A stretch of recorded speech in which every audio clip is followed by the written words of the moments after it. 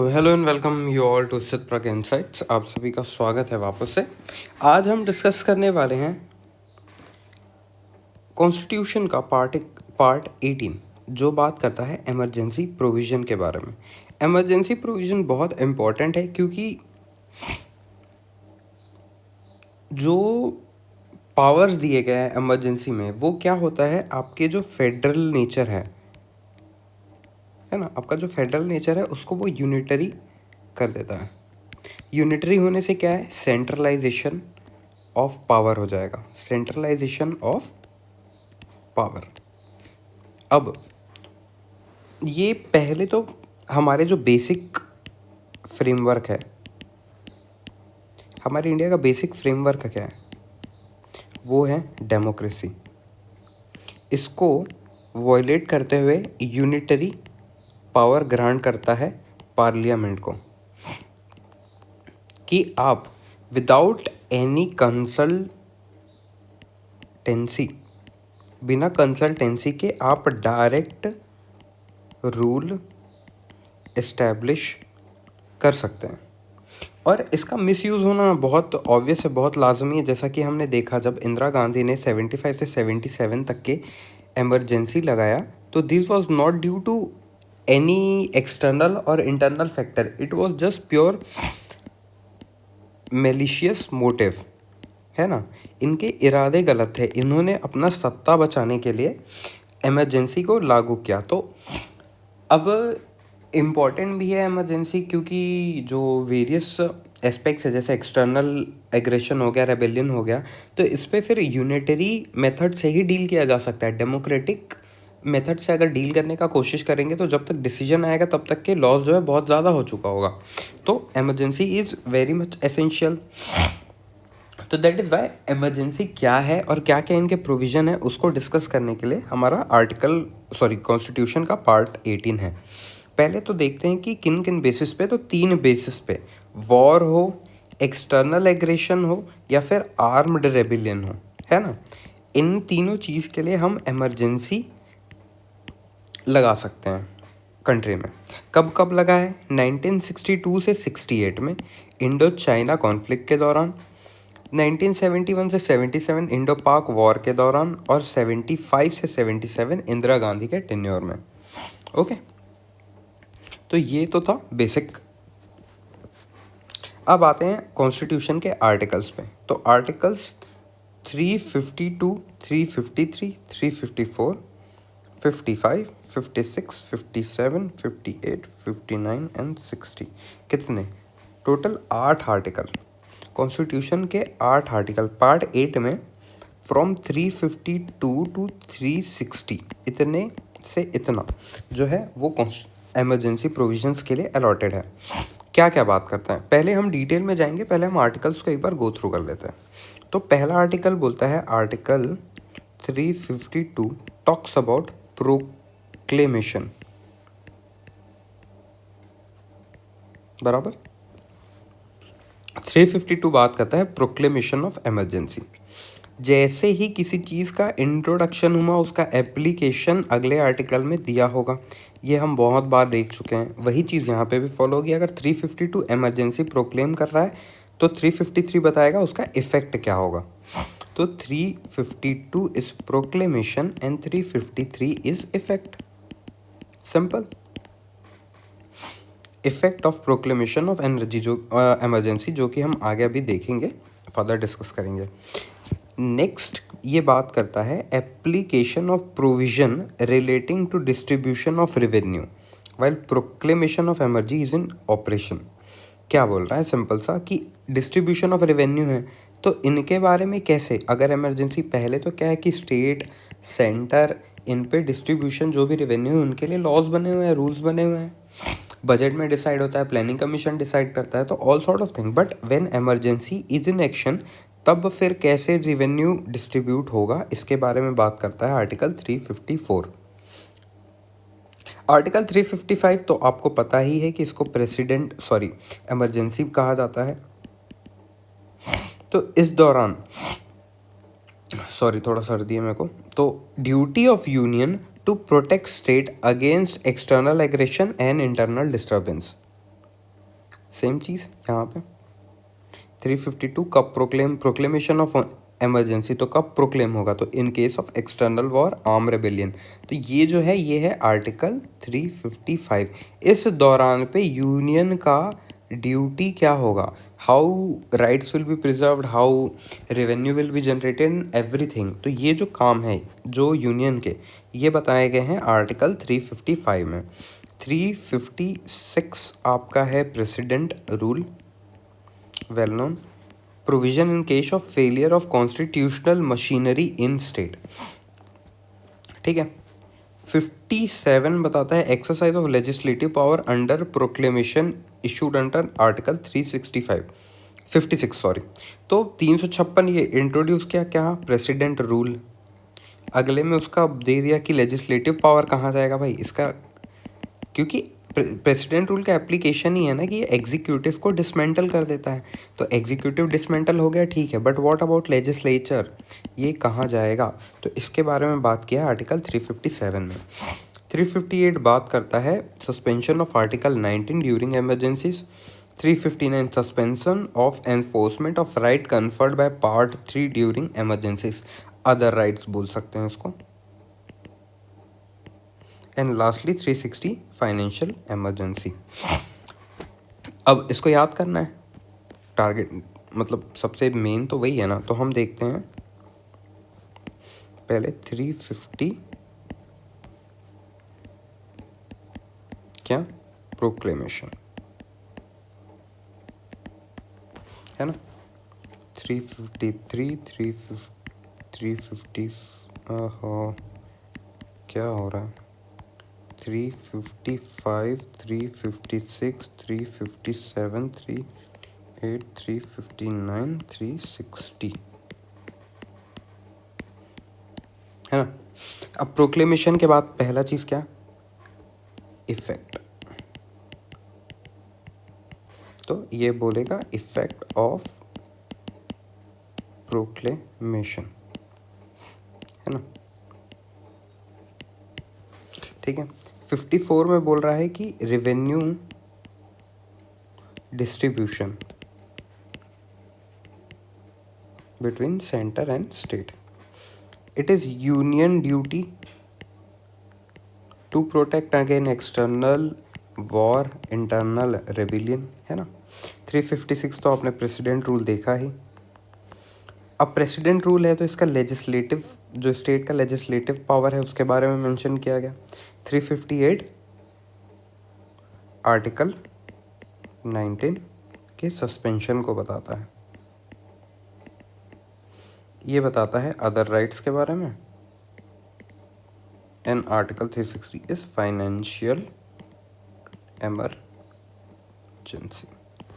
Clear, एक बार और फिर से ब्लैंक पेपर लीजिए और साथ में लिखते जाइए। Article 350 352 talks about proclamation. 353 अब इसमें क्या होगा, इफेक्ट आ जाएगा।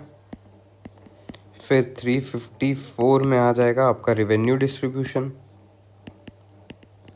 है ना। 355 में इंटरनल और एक्सटर्नल एग्रेशन वॉर, इसमें ड्यूटी ऑफ यूनियन का ड्यूटी क्या रहेगा। 356 बात करेगा आपका प्रेसिडेंट रूल के बारे में। 357 कहता है कि प्रेसिडेंट रूल तो ठीक है लेकिन लेजिस्लेटिव पावर के बारे में क्या। 358 talks about Article 19 suspension during emergency. 359 talks about other rights. And 360 finally is financial emergency. Okay, clear यहाँ तक है, गुड। आगे बढ़ते हैं। अब देखते हैं प्रोक्लेमेशन ऑफ इमरजेंसी मतलब क्या, प्रोक्लेमेशन ऑफ इमरजेंसी कैसे। तो article 352 talks about proclamation of emergency in case of, कब लागू होगा, तो एक्सटर्नल वॉर होगा तो external emergency, internal arm rebellion होगा तो इंटरनल इमरजेंसी। एक्सटर्नल वॉर या फिर एग्रेशन का सिचुएशन आता है तो आर्टिकल 19 जो है वो सस्पेंड कर दिया जाएगा, है ना। Article 19 freedom of speech and expression is not valid when there is a external aggression और आर्म रेबिलियन के तौर पे फ्रीडम ऑफ स्पीच वैलिड रहेगा। अब कैसे होगा? तो by president with written consent of the cabinet. Cabinet जब रिटन कंसेंट देगा तब प्रेसिडेंट इसको लागू करेगा, और रिवोक भी प्रेसिडेंट ही करेगा, और पार्लियामेंट का कोई अप्रूवल नहीं चाहिए इसको इसके लिए। और अगर लोकसभा डिसअप्रूव करता है कंटिन्यूएशन को तो कैसे डिसकंटिन्यू करेगा वो आगे देखेंगे। अब पार्लियामेंट्री अप्रूवल चाहिए, है ना। देखो भाई, प्रेसिडेंट तो पास करेगा, लेकिन ये एक बिल आएगा, ये बिल पहले लोकसभा फिर राज्यसभा में पास होना चाहिए, तभी तो जाके ये वो बनेगा ना, एनफोर्स होगा पास होने के बाद ही। तो for that special majority is needed, both house should pass within 1 month of proclamation and it's renewal can be done every 6 months for n number of times. समझ में आ गया? स्पेशल मेजोरिटी चाहिए, दोनों हाउस अगर नहीं है तो with in 1 month proclamation के 1 महीने के अंदर अंदर इसको पास करना होगा। It can be renewed after every 6 months for n number of time, मतलब अनलिमिटेड है ये, ठीक है, अनलिमिटेड है ये। सेम चीज passed within 1 month after proclamation. If Lok Sabha absent, Rajya Sabha should pass and new Lok Sabha should pass within 30 days। Same thing, periodically renewed from the date of approval. अब जो ये रिमूवल है लोकसभा डिसअप्रूव, तो 1/10 member reaches president for revoking the emergency, president calls and special session, simple majority से वो अगर पास हो गया तो वो रिवोक हो जाएगा। ज़्यादा प्रोविज़न नहीं है। देखिए आपको एग्जाम में घुमाता कहाँ पे, ये एवरी 6 month है, इसको दे देगा कि 2 years, 1 year, है ना, प्रोक्लेम विद इन 6 months। तो ऐसे ऐसे करके आपको जगह जगह घुमाएगा। President with prior approval of parliament लगेगा, हाँ सही बात है। President without consent of cabinet लगेगा, सही बात है। तो ये चीज़ें आपको ध्यान रखनी है, क्वेश्चन यहीं से ही आता है, सीधे ही आता है। Article 19 is suspended during arm rebellion. आप भी सोच रहे हैं कि हाँ आर्म रेबेलियन हो गया तो फ्रीडम ऑफ स्पीच कहाँ मिलेगा, बट ऐसा नहीं है। आर्म रेबेलियन पे आर्टिकल 19 सस्पेंड नहीं होता। It is like up to parliament, वो सस्पेंड करना चाहे तो कर सकता है, दैट इज़ मतलब वो तो बात ही नहीं है। लेकिन ऑटोमेटिकली जो है एक्सटर्नल वॉर के टाइम पे आर्टिकल 19 सस्पेंड हो जाता है। तो ये आर्टिकल 352। फिर है प्रोक्लेमेशन ऑफ इमरजेंसी, तो वही tenure can be increase annually. अब कैसे एनुअली? तो हर 6 महीने में for n number of time. Sorry, जो लोकसभा का टेन्योर है इमरजेंसी के दौरान बढ़ाया जा सकता है एनुअली, ये बात कर रहा है कि ये बात कर रहा है, बट प्रोविज़न जो है इस आर्टिकल में वो ये अलग से, sorry this is different. Now next is application for provision relating to distribution of revenue. Emergency के दौरान जो रेवेन्यू है वो कैसे डिस्ट्रीब्यूट होगा, इसको हम पहले भी डिस्कस कर चुके हैं। तो सेम चीज़ आर्टिकल 354 में बोल रहा है, duty of union to protect state against external aggression and internal disturbance. Same चीज़ है, इतना ही आपको याद करना है। ये स्क्रीनशॉट ले लीजिए, ये रट के जाइए। आगे 2 चीज़ें और दिखाऊंगा मैं, ये and the last one is this. ये 3 चीज़ रट के जाइए, इमरजेंसी से सारे सवाल आपके बनने लग जाएंगे विदाउट एनी इश्यूज़। आर्टिकल 356 क्या कह रहा है? ये बोल रहा है कि in case of failure of constitutional machinery in state, तो it will be announce by president, termed as president rule by simple majority in parliament. पहले क्या होगा? इनिशियल वार्निंग होगा। इनिशियल वार्निंग के विद इन 2 months क्या होना चाहिए? Within 2 months, warning के विद इन 2 months, प्रोक्लेमेशन के नहीं। वार्निंग से 2 month के अंदर अंदर पार्लियामेंट इसको पास कर दे, है ना। और रिन्यूअल करना है तो हर 6 month में फॉर 3 years। देखते हैं एक बार प्रेसिडेंट रूल क्या है, कब होगा? When a president is satisfied that state is not running as per constitutional norms, state fails to comply with center direction। तो ये 2 केस में ये प्रेसिडेंट रूल लग सकता है। Declared by president, revoke by president. अब जो प्रेसिडेंट ये रूल है, ये क्या जुडिशियली रिव्यू किया जा सकता है? तो हाँ किया जा सकता है। Nothing discretionary. ओके, अब यहाँ पे प्रोसीजर क्या रहेगा, तो इसमें भी सिंपल मेजोरिटी होगा, extended for 6 month, maximum 3 years and should be pass within 2 months। तो यहाँ पे देखो 2 month है ना, यहाँ पे हम देख रहे थे 1 month है। तो यही छोटी छोटी चीज़ें जो है यहाँ पे आप गलती करते हो पेपर पे और वो गलत होता है। अब article 350 suspension of provision of article 19 during emergencies, ठीक है, आर्टिकल 19 जो है चला जाएगा, कब जाएगा, तो जब एक्सटर्नल एग्रेशन होगा। तो suspension of enforcement of right conferred by part 3, right conferred by part 3 fundamental right. तो ये कौन से सस्पेंड होंगे कौन से नहीं होंगे ये पार्लियामेंट डिसाइड करेगा, और इसके लिए हम कोर्ट पे नहीं जा सकते। But article 21 will never be एबोलिश्ड, article 20 will never be एबोलिश्ड। 20-21 को छूट है, वो कभी भी नहीं हटाया जा सकता। और आखिरी आपका फाइनेंशियल इमरजेंसी, पहले उससे पहले देख लेते हैं जो 355 है, 352-55 दोनों का प्रोविजन सेम है। तो can issue direction to executive, yes. Article 2021 intake 19 suspended. Council of minister जो है डिसमिस हो जाता है, लेजिस्लेटिव सस्पेंड हो जाता है, executive power vested to parliament. यहाँ पे एक चीज़ डिस्कस करना भूल गए, जो स्टेट एग्जीक्यूटिव है वो डिसमिस हो जाएगा, एग्जीक्यूटिव तुरंत ख़त्म हो जाएगा, क्योंकि कॉन्स्टिट्यूशनरी मशीनरी फेल हो रहा है, मतलब एग्जीक्यूटिव अपना काम अच्छे से नहीं कर रहा है। लेजिस्लेटर सस्पेंडेड है, works under president. Law making body जो है पार्लियामेंट है, पार्लियामेंट अलाउ कर सकती है लेजिस्लेचर को कि आप रूल एंड रेगुलेशन बना सकते हैं।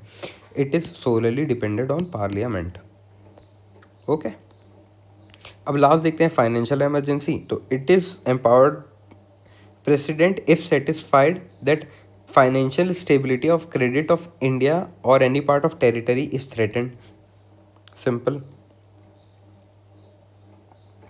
अब 44th अमेंडमेंट एक्ट क्या बोला, president satisfaction is subjected to judicial review. Okay, made the satisfaction declare financial, sorry my bad, मैंने इसको हाईलाइट नहीं किया हुआ है करके, ठीक है। तो दो, ओ यार ये तो बहुत बड़ा हो गया, ठीक है। दो चीज़ें देखते हैं यहाँ पे, अमेंडमेंट्स हुए हैं दो चीज़ें। पहला अमेंडमेंट 38th अमेंडमेंट, इसमें क्या बोला कि जो प्रेसिडेंट डिक्लेयर कर रहा है फाइनेंशियल इमरजेंसी, ये is not questionable in any court, ठीक है। 38 में बोला कि क्वेश्चन नहीं किया जा सकता। Very next year 44th amendment में इन्होंने फिर से यही बोला कि जो president satisfaction is subjected to judicial review. तो सेम चीज़ है, पावर अपना ले ही आता है वो। अब प्रोविज़न क्या क्या है, तो parliamentary approval, both house of the parliament must approve within 2 months from date of issue, ठीक है। अगर ये रिजोल्यूशन पास नहीं होता है तो फर्स्ट सिटिंग से 30 दिन तक के ये सर्वाइव करेगा, फिर ख़त्म हो जाएगा। ड्यूरेशन इनडेफिनेट है until revoked, no maximum period prescribed, maximum period prescribe नहीं है, सिंपल है। Parliamentary approval is not required for continuation, बहुत ज़्यादा बड़ा चीज़ नहीं है ना फाइनेंशियल इमरजेंसी, क्योंकि फाइनेंशियल इमरजेंसी हो गया तो दिखता है सामने कि पैसा नहीं है, तो उसके लिए फिर ज़्यादा आनाकानी नहीं करते। Can be pass by either house parliament by simple majority, ठीक है। Revoked by president at any time by subsequent proclamation, good. Same चीज़ है, ज़्यादा कॉम्प्लेक्स प्रोसीजर नहीं है। प्रेसिडेंट कभी भी इसको लागू कर सकता है, मतलब अप्रूव कर सकता है, कभी भी इसको डिसअप्रूव कर सकता है, डिसॉल्व कर सकता है। सिंपल मेजोरिटी चाहिए पार्लियामेंट में पास होने के लिए। अगर ईदर हाउस में पास किया जा सकता है ये, अगर लोकसभा या राज्यसभा कहीं भी हुआ और दोनों हाउस में विद इन 2 months पास नहीं हुआ, तो जो सिटिंग होगा डेट, मान लो बिल लाया गया 26 जनवरी को, तो ये 26 जनवरी से एक महीना 26 फरवरी तक के लागू रहेगा, फिर अपने आप डिसॉल्व हो जाएगा। इतना ही है फाइनेंशियल इमरजेंसी में। तो गाइज यहाँ पे इमरजेंसी आपका ख़त्म होता है। आप PYQ लगाइए वीडियो एक बार रिवाइज करने के बाद, एंड आपको समझ में आएगा कि क्वेश्चंस आर वेरी सिंपल, बहुत छोटे जगह पे ट्वीक कर देता है और समझ नहीं आता लोगों को कि कैसे इसको डील करना है। तो थैंक यू।